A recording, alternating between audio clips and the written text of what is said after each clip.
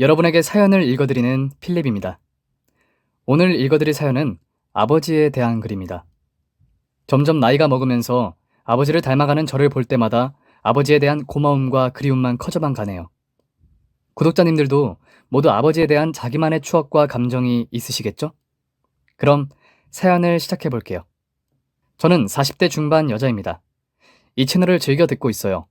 사연을 듣다 보면 사람 사는 게 다 비슷하다는 생각이 들어서 위로를 받곤 합니다. 누구나 가슴 깊은 곳에 있는 속 이야기를 오히려 가까운 사람들한테는 말하기가 어려운 것 같아요. 그래서 저도 여기에 제 사연을 보내봅니다. 저는 시골에서 나고 자랐습니다. 부모님은 6.25를 겪은 세대이고 사는 게 어려워 교육도 국민학교만 겨우 졸업을 하셨습니다. 저는 3남매 중 장녀예요.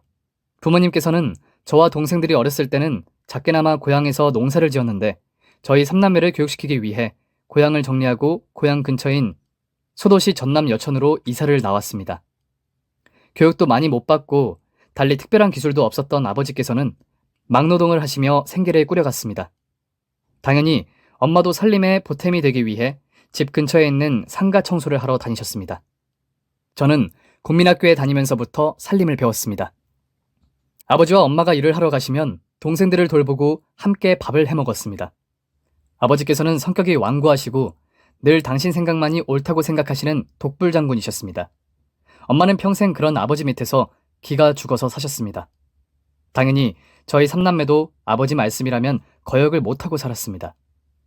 엄마는 엄마가 버는 월급까지도 아버지께 다 가져다 드리고 필요한 생활비만 타서 쓰셨습니다. 다른 집은 어떤지 모르겠지만 저희 집은 가계부도 아버지께서 직접 쓰셨습니다. 아버지는 지독한 구두쇠였습니다. 더운 여름철에도 선풍기를 사용하지 못하게 하며 더우면 찬물로 씻어라 라고 말씀을 하시고 한겨울에도 난방을 제대로 하지 않아 저희 형제들은 옷을 두껍게 껴입고 서로의 체온에 의지해서 잠을 자곤 했습니다. 꼭 필요한 곳이 아니면 돈을 쓰지 않으셨습니다. 물론 먹고 살기 힘들어서 그러셨을 거라고 생각은 하면서도 저희 삼남매는 아버지를 이해하기가 힘들었습니다. 아버지는 사소한 것 하나하나까지 잔소리를 하셨습니다. 오죽하면 화장실에서 휴지를 사용하는 것도 칸수를 정해주실 정도였습니다. 아버지의 구두쇠 노릇 때문에 저는 자라면서 마음까지 가난해지는 것 같았습니다. 청소년기를 지나면서 늘 저는 빨리 집을 벗어나고 싶다고 생각을 했습니다. 점점 집이 숨이 막혔어요. 무슨 일이든 아버지의 뜻대로만 하셨고 힘없는 엄마는 늘 아버지께 절절 맸습니다. 집안 분위기는 늘 딱딱했고 어두웠습니다. 저는 고등학교를 졸업하자마자 일부러 서울에 직장을 구해서 독립을 하였습니다. 두 동생들은 제가 서울에 자리를 잡자 차례로 서울로 다 올라와서 학교를 다니고 졸업을 한 후 서울에서 직장을 구해 정착했습니다. 저희 삼남매는 집으로부터 거리가 멀어지면 조금은 아버지의 잔소리로부터 벗어날 줄 알았습니다. 그런데 그건 저희들의 착각이었습니다. 아버지께서는 이제는 전화로 잔소리를 하기 시작했습니다. 저희 삼남매는 의무적으로 매주 전화로 문안 인사를 드려야 했고 그 외에도 아버지께서는 수시로 전화를 하셨습니다. 부모님과 자식이 서로 떨어져 있으니 당연히 전화로 자주 안부도 여쭙고 챙겨야 되는 게 당연한데도 그것이 자연스럽게 이루어지는 것이 아니라 시켜서 해야만 되는 의무가 되자 전화를 하는 날이면 스트레스를 받곤 했습니다. 또 사실 매번 건강하신지를 여쭙고 나면 할 말도 별로 없었습니다. 함께 살 때도 그렇게 살가운 부모 자식 간의 정이 있었던 것도 아니고요. 아버지께서는 전화로도 늘 다른 집 자식들과 비교를 많이 하시곤 했습니다. 휴일에 전화를 드리면 친척인 제 또래 사촌들 얘기를 하면서 비교하곤 하셨습니다. 큰 집 네 사촌 미영이가 이번에 서울에서 큰 회사에 취직이 되었다는구나. 그래서 미영이가 큰 집 전기세며 물세며 자잘한 세금들을 다 지 통장에서 자동으로 빠져나가게 했다는구나. 저는 이런 말을 들을 때마다 저도 다른 아버지들과 아버지를 비교하고 싶은 충동을 느끼곤 했습니다. 저는 마음속으로만 큰아버지는 미영이가 사는 집도 다 전세로 얻어주고 아버지처럼 잔소리도 하지 않으시잖아요. 생각했습니다. 그렇지만 그렇게 말할 수는 없었기 때문에 말없이 듣고만 있었고 결국 아버지 잔소리를 견디지 못해 본가 세금을 제 통장에서 자동이체되게 처리하게 되었습니다. 또 한 번은 아버지께서 전화하셔서 자식들이 셋이나 서울에서 직장을 다니는데 용돈은 이제 자식들이 보내야 되는 거 아니냐? 다른 집들은 다 자식들이 용돈도 보내고 선물도 택배로 자주 보낸다고 하던데 우리 집 자식들은 무언? 이라고 말씀하시는 것이었습니다. 저는 취업을 하고 분가를 하면서 주택자금 대출을 받아서 겨우 월세 보증금을 마련해서 집을 구했기 때문에 월급을 타면 대출금 이자와 월세를 내고 나머지로 생활비를 충당하고 나면 저축도 하지 못하고 있었기 때문에 부모님께 용돈을 보낼 생각은 엄두도 못 내고 있는 상황이었습니다. 분가할 때 부모님 도움을 하나도 받지 않은 저로서는 정말 어이가 없었습니다. 더군다나 저는 동생들까지 데리고 있는데 정말 화도 나고 속이 상했습니다. 그렇지만 그건 제 사정이고 아버지 말씀이 꼭 틀린 것만도 아니라는 생각에 동생들과 의논을 해서 부모님께 용돈을 드리기로 했습니다. 동생들은 기특하게도 제가 부모님 집 공과금을 내고 있으니 저는 매달 10만 원을 내고 두 동생들이 20만 원씩 내서 매달 50만 원을 부모님께 보내기로 합의를 했습니다. 각자 월급날이 다 달랐기 때문에 매월 말일에 부모님께 용돈을 보내기로 하고 저는 대표로 아버지께 전화를 해서 아버지 통장으로 매월 말일에 동생들과 합쳐서 50만 원을 보내기로 했어요. 그러니 그 돈은 원래 없었던 돈이라고 생각하시고 아끼지 말고 엄마랑 25만 원씩 용돈으로 쓰세요. 큰 돈은 아니지만 드시고 싶으신 거 있으시면 사드시고 사고 싶은 것도 사시고요. 라고 말씀드렸습니다. 아버지께서는 그래, 고맙겠으마. 라고 짧게 말씀하셨습니다. 저는 속으로 잔소리는 길게 하시고 고마운 표현은 참 짧게도 하신다는 생각을 했습니다. 그렇지만 저희 삼남매는 비록 옆구리가 찔려서 절을 하긴 했지만 마음이 뿌듯했습니다. 그래, 부모님께서 내가 효도할 수 있게 언제까지 기다려주시는 것도 아니고 다 때가 있는 건데 조금 어렵더라도 이렇게라도 하니 마음이 좋네 하는 생각이 들었습니다. 아버지께서 유독 엄하시게 키우셔서 서로를 다독이며 자랐기 때문인지 저희 삼남매는 우애도 좋은 편이어서 서로 단합이 잘 되었습니다. 그렇게 몇 달이 지나고 아버지 생신이 돌아왔습니다. 저희들은 생신이 있는 주말에 기차표를 끊어서 다 같이 부모님을 찾아뵈었습니다. 서울로 분가하고 바쁘게 살다 보니 본가는 부모님 생신이나 명절에만 가게 되었습니다. 부모님과 함께 살 때는 빨리 벗어나기만 바랐었지만 막상 부모님 곁을 떠나 부모님과 따로 살면서 부모님을 찾아뵐 때는 마음이 설레었습니다. 그런 설레는 마음을 갖고 집에 가지만 집에 도착하는 순간부터 설렘은 산산조각이 나고 저는 빨리 서울, 제 집으로 돌아가고 싶어졌습니다. 한 번씩 집에를 가도 아버지는 하나도 변하지 않으시고 옛날과 똑같이 구두쇠 생활을 하고 계셨습니다. 아버지 생신은 한참 더운 한여름인 7월 중순이었는데 저희 집은 여전히 선풍기가 한 대밖에 없었습니다. 옛날에는 우리 삼남매를 학교 보내고 먹이고 입혀야 했으니까 그렇다 치더라도 지금은 크게 돈 들어갈 곳도 없는데 아버지께서는 여전히 짠내나는 생활을 하시고 계셨습니다. 아버지는 독재자셨기 때문에 엄마는 평생을 아버지께 의견을 내놓지 못하고 있었습니다. 이번에 알게 되었는데 우리들이 보내는 용돈도 전부 아버지가 쓰시고 엄마는 한 푼도 주지 않았다는 것이었습니다. 저는 아버지한테도 짜증이 났지만 그런 엄마를 보는 것도 화가 났습니다.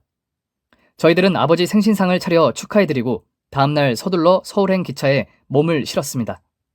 기차에서 동생들과 저는 아버지에 대해서 성토를 했습니다. 남동생도 도대체 아버지는 왜 저러고 사시는지 모르겠어. 우리 집보다 더 가난한 집들도 이렇게는 살지 않는데 말이야. 누가 이런 집에 시집을 오려고 하겠어. 누나, 난 장가가긴 글렀어. 그러게 말이다. 우리가 보내는 돈은 다 어디에다 쓰시고 그렇게 궁상을 떠시는지 모르겠다. 모처럼 집이라고 오면 매번 스트레스만 받고 가는 것 같아. 이런 대화를 나누면서 저희들은 입으로 스트레스를 풀곤 했습니다. 어쨌든 저희 삼남매가 직장 생활을 시작한 이후로는 본가 집에 크게 돈이 들어갈 일이 있으면 저희들이 의논해서 함께 돈을 걷어 해결하곤 했는데 도대체 두 분이 돈 쓰실 때도 별로 없으실 텐데 너무 궁상을 떠시는 게 정말 싫었습니다. 한 번씩 본가를 다녀오면 학창시절 때처럼 마음까지 가난해지는 것 같아 그 기분이 너무 싫었습니다. 저는 점점 아버지에 대해 부모님에 대해 제 마음이 차가워지는 걸 느끼며 제 자신한테 실망하곤 했습니다. 그래도 동생들은 동생들대로 저는 저대로 열심히 직장을 다니며 서울살이를 해나갔습니다. 그러던 어느 날 새벽 불길한 전화벨이 계속 울렸습니다. 그날은 토요일이었고 저는 잠을 자다가 깨어서 잠이 덜 깬 목소리로 전화를 받았습니다. 전화는 본가에서 온 것이었고 겁에 질려 무서움에 떨고 있는 엄마의 목소리가 들려왔습니다. 현주야, 큰일 났다. 아버지가 지금 병원에 실려가셨어. 동생들 데리고 빨리 집에 와야겠다. 아버지 초상 치르게 생겼다. 어쩌면 좋아. 하시며 엄마는 계속 우셨습니다. 제가 엄마 무슨 일이야? 왜 아버지가 병원에 실려가셨는데? 하고 아무리 물어도 엄마는 우시느라고 대답을 못하셨습니다. 그저 빨리 전남병원으로 오라는 말만 남기고 전화가 끊어졌습니다. 저는 가슴이 너무 뛰고 온몸이 벌벌 떨렸지만 애써 진정을 하고 겨우 동생들을 깨워서 남동생이 운전하는 차로 전남병원으로 갔습니다. 서울에서 차로 꼬박 달려도 거의 5시간 넘게 걸리는 거리입니다. 다행히 그 무렵 남동생이 차가 있어서 저희들은 좀 더 빨리 병원에 도착할 수 있었습니다. 새벽 5시쯤 전화를 받고 병원에 도착하니 오전 11시쯤이었습니다. 다행히 아버지께서는 위기를 넘기시고 병실에 누워 계셨습니다. 병원에서는 엄마와 근처에 가깝게 사시는 작은아버지께서 와 계셨습니다. 엄마는 거의 실신 직전이라서 저희들한테 아무 말씀도 해주실 수가 없었습니다. 엄마를 아버지가 계시는 병실 보조 침대에 눕혀드리고 저희 삼남매는 작은아버지께 자초지종을 들을 수 있었습니다. 작은아버지의 말은 충격적이었습니다. 아버지께서 어제 오후 늦게 평소에 잘 드시지 않는 막걸리에 농약을 타서 스스로 세상을 떠나시려고 하셨다는 겁니다. 다행히 막걸리를 드신 후 괴로워하며 쓰러져 있는 걸 엄마가 발견하셨고 작은아버지께 연락을 해서 바로 119에 신고를 하고 빨리 응급조치를 해서 생명을 건지셨다고 합니다. 저희들은 너무 놀라서 아버지께서 도대체 왜 그러신 거예요? 작은아버지께서는 이유를 아세요? 라고 묻자 작은아버지께서도 나도 자세히는 모른다. 늘 형님을 한 번씩 만나면 너네들 걱정뿐이시고 자식이라고 나만 놓았지 해준 것이 너무 없어서 미안하다고만 하셨단다. 부모라고 해준 것도 없는데 너희들이 다 착하게 잘 자라주어서 너무 기특하고 대견하다고도 하시고 최근에는 너희들이 용돈도 많이 보내준다며 자랑을 하시곤 했는데 이 형님께서 갑자기 왜 저런 선택을 하셨는지 정말 모르겠구나. 그 어려운 시절도 다 견뎠는데 이제는 너희들도 다 크고 살만하신데 말이야. 저는 작은아버지 말씀을 듣고 의아했습니다. 아버지께서는 단 한 번도 저나 동생들을 칭찬한 적이 없었기 때문입니다. 칭찬은 고하시고 늘 사촌 형제들과 비교당하기가 일쑤였습니다. 그런 아버지께서 작은아버지께 늘 자식들 걱정을 하시고 자식들한테 미안하다고 하셨다니 이해가 되지 않았습니다. 더군다나 저희 삼남매 자랑까지 하셨다니 생각지도 못한 일이었습니다. 그리고 갑자기 극단적 선택이라뇨. 저는 뭐가 어떻게 된 일인지 알 수가 없었습니다. 평생을 당신 하고 싶은 대로 하고 사셨고 구두쇠처럼 사시긴 했지만 세상을 비관하거나 남은 가족들한테 큰 상처를 주며 극단적 선택을 하실 분은 아니라고 생각되었기 때문입니다. 저는 이 모든 열쇠는 아버지만 쥐고 있다고 생각을 하고 아버지께서 회복하시기를 기다리기로 했습니다.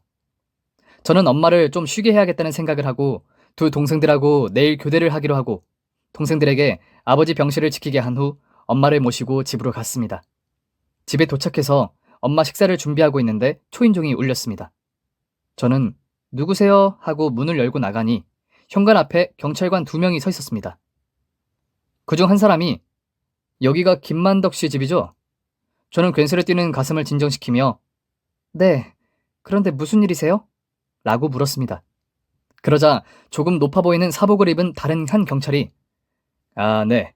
김만덕 씨가 보이스피싱 사기 신고를 하셔서 추가 조사가 필요해서 계속 전화를 드렸는데 전화가 되지 않아서 이렇게 집으로 찾아오게 되었습니다. 그런데 김만덕 씨는 안 계신가요? 라고 묻는 것이었습니다. 저는 도대체 이게 다 무슨 일인지 싶었습니다. 경찰관 얘기를 종합해보면 아버지께서 보이스피싱을 당하시고 경찰서에 신고를 하고 그 괴로움을 이기지 못해 극단적인 선택을 했다는 얘기였습니다. 저는 사복 형사한테 딸이라고 말하고 아버지께서 현재 병원에 계시다고 말씀드리고 사건 경위를 자세하게 물었습니다. 그러자 형사는 아버지께서는 자식들을 위해서 그동안 돈을 많이 모아오셨던 것 같습니다. 자식들을 키우시면서 너무 부모 노릇을 못하셨다면서 오랜 세월 동안 아버님께서 노동으로 번 돈들과 자식들이 보내오는 용돈을 하나도 쓰지 않으시고 자식들 앞으로 은행에 꼬박꼬박 저축을 해오셨는데 보이스피싱을 하는 범죄자 일당들의 타깃이 된 것 같습니다. 어떻게 정보를 알아냈는지 검사를 사칭해서 서울에서 아드님이 교통사고를 크게 내서 합의금이 당장 필요하다고 그렇지 않으면 감옥에 가게 된다고 그동안 아버님께서 자식들 앞으로 모아둔 9천만 원이나 되는 큰 돈을 빼갔더라고요. 돈은 3천만 원씩 3번에 걸쳐서 송금을 하셨는데 아버님은 아드님이 이 감옥 간다는 말에 고민도 의심도 없이 돈을 다 송금하셨고 이 한참 뒤에야 이 사기당한 걸 알고 경찰에 신고를 하셨습니다. 그런데 이 최근에 비슷한 사건이 많아서 저희 경찰들이 계속 수사 중인 사건이라 아버님께 몇 가지 더 여쭤볼 게 있어서 들렸습니다만 이런 안 좋은 일이 있었네요. 지금 수사가 진행 중이니 아버님 깨어나시면 희망을 잃지 말고 기다려주시라고 말씀 전해주세요. 라고 말을 마치고 경찰들은 돌아갔습니다. 엄마와 저는 불과 하루 사이에 일어난 이 모든 일들에 혼이 쏙 빠질 지경이었습니다. 엄마와 저는 제가 분가하기 전에 여동생과 같이 썼던 작은 방으로 들어갔습니다.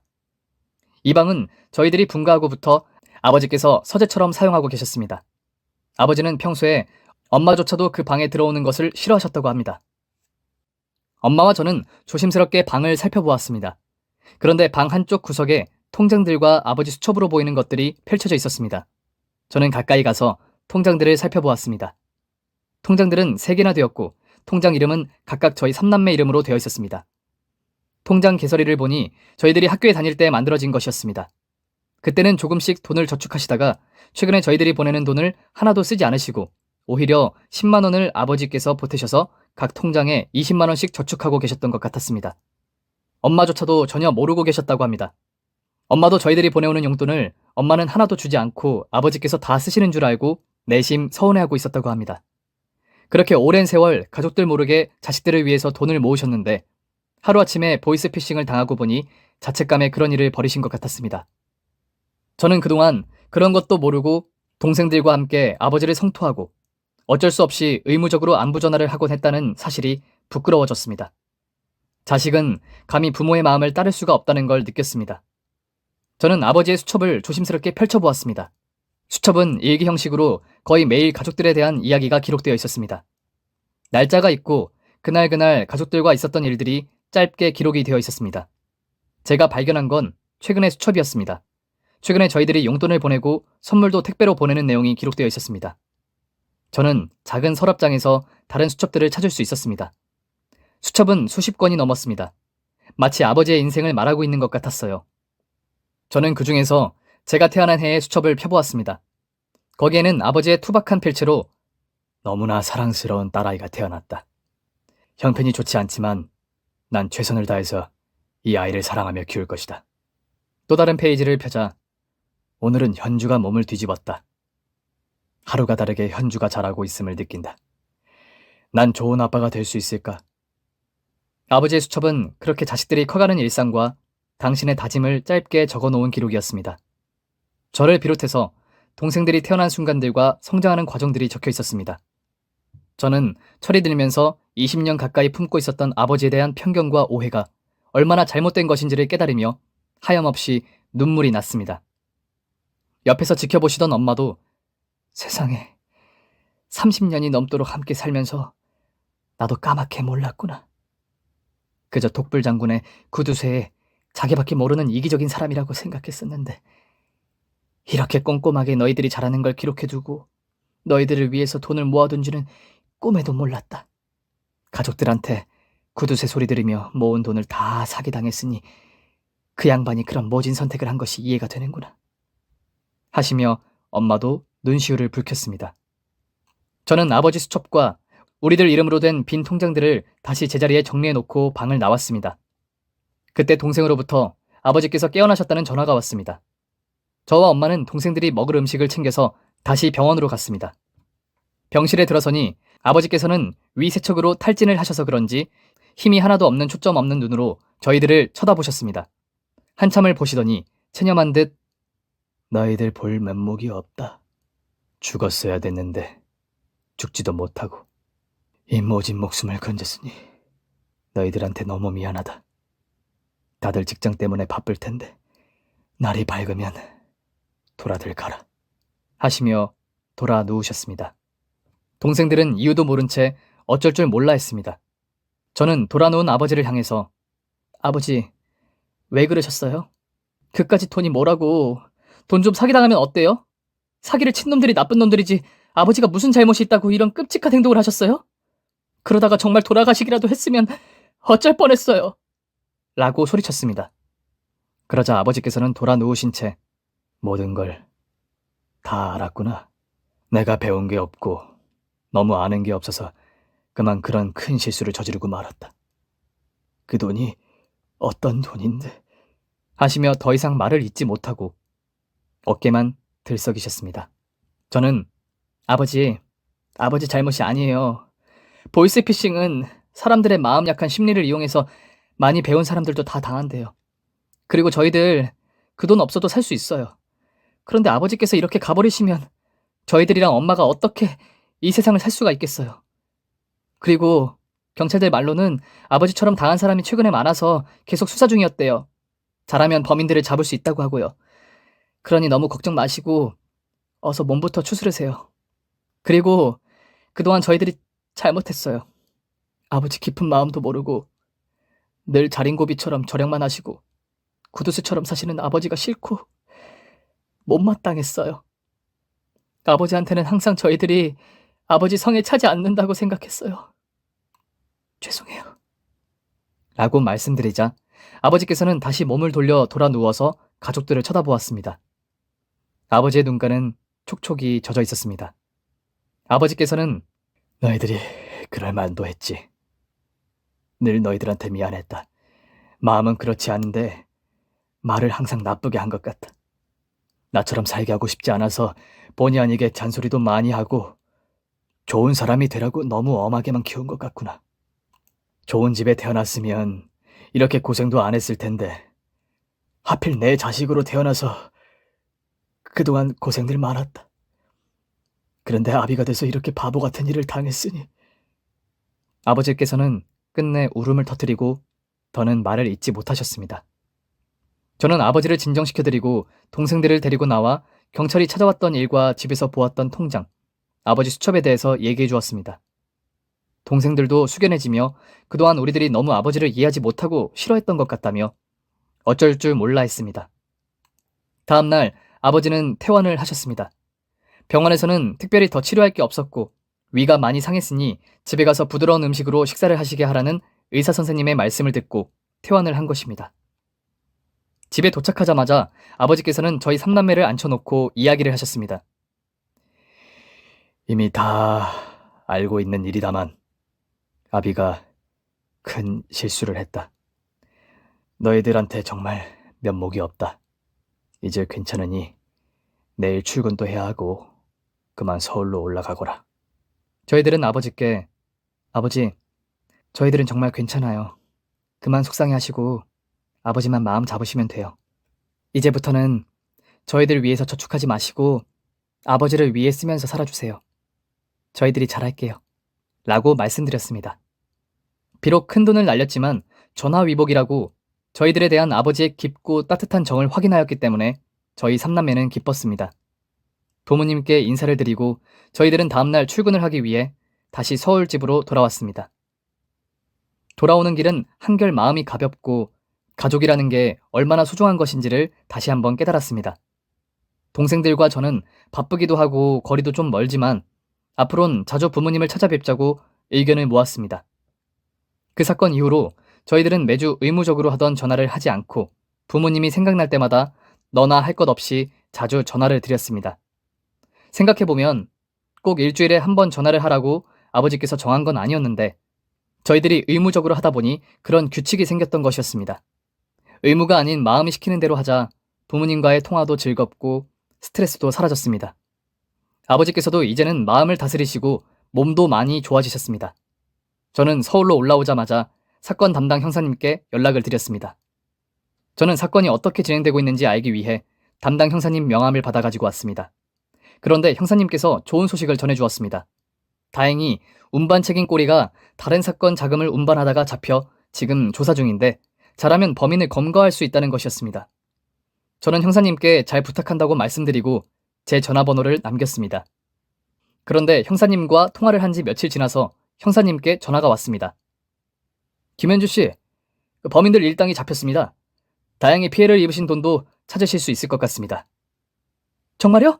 정말 아버지 돈을 찾을 수 있어요? 라고 재차 확인을 하고 몇 번이나 감사하다는 말을 했는지 기억도 나지 않았습니다. 저는 바로 아버지께 전화를 드렸더니 아버지께서도 경찰서에서 연락을 받았다며 너무 좋아하시고 기뻐하셨습니다. 아버지께서는 현주야, 그 돈은 어차피 너희들 몫으로 저축을 해놓은 것이니 시간 나면 동생들과 함께 와서 돈을 찾아갔으면 좋겠구나. 오랜 시간을 모았는데도 셋으로 나누니 정말 얼마 안 되는구나. 그래도 애비 마음이니 너희들이 기쁘게 받아주었으면 좋겠다. 라고 말씀을 하셨습니다. 저는 아버지, 어쨌든 이번 주에 현경이랑 현범이랑 같이 찾아뵐게요. 몸 잘 챙기시고 계세요? 라고 말씀드리고 전화를 끊었습니다. 저는 동생들에게 연락을 했고 동생들도 다행이라며 기뻐했습니다. 그 주에 저희들은 부모님을 찾아뵈었고 아버지의 뜻에 따라서 돈을 받았습니다. 그래야만 아버지께서 기뻐하실 것 같았기 때문입니다. 저는 따로 형사님을 찾아뵙고 감사의 인사를 드렸습니다. 그런데 그 형사님과 인연이 되어 저는 형사님과 연애를 하게 되었고 우리는 결혼까지 하게 되었습니다. 저는 결혼을 하면서 남편의 직장이 있고 부모님이 계시는 곳으로 이사를 왔고 부모님과 가까운 곳에 집을 얻어 신혼살림을 차렸습니다. 결혼해서 아이들을 낳고 살다 보니 부모들의 자식에 대한 사랑을 다 이해할 수 있었습니다. 사람마다 성격이 다 다르듯이 자식을 사랑하는 표현법은 다르지만 그 마음만은 모두 똑같다는 것을 알게 되었습니다. 오로지 부모만이 자식을 위해서라면 목숨까지도 내놓을 수 있다는 것을요. 동생들도 다 각자 사랑하는 사람을 만나서 결혼을 하고 자식을 낳고 서울에서 생활하고 있습니다. 명절이나 부모님 생신 때면 동생들이 내려와서 저희 가족들은 행복한 시간을 보냅니다. 동생들과 만나면 예전 아버지의 피싱 사건을 얘기하며 웃습니다. 그때 아버지께서 다행히 목숨을 건져서 얼마나 다행이었는지를 얘기하고 아버지 덕분으로 제가 천생연분을 만났다며 놀립니다. 남동생은 아버지 아니었으면 누나는 노천으로 늙었을 거라면서 매형 고맙습니다. 누나 구해주셔서 하며 너스레를 떨곤 한답니다. 남편은 그때 사건을 떠올리면 아버님의 자식에 대한 사랑이 얼마나 큰지를 느꼈다며 저런 부모님 밑에서 자란 자식들이라면 다 올바르게 성장했을 거라고 생각했다고 합니다. 그래서 저에게 더 연애 감정이 생겼는지도 모르겠다며 사람 좋게 웃습니다. 이제는 부모님이 좀 더 건강하게 제 곁에 조금이라도 더 오래 계셔주시기를 소원합니다. 제 사연 들어주셔서 감사하고요. 사연을 듣는 여러분들도 가족들과 행복하기를 소망합니다.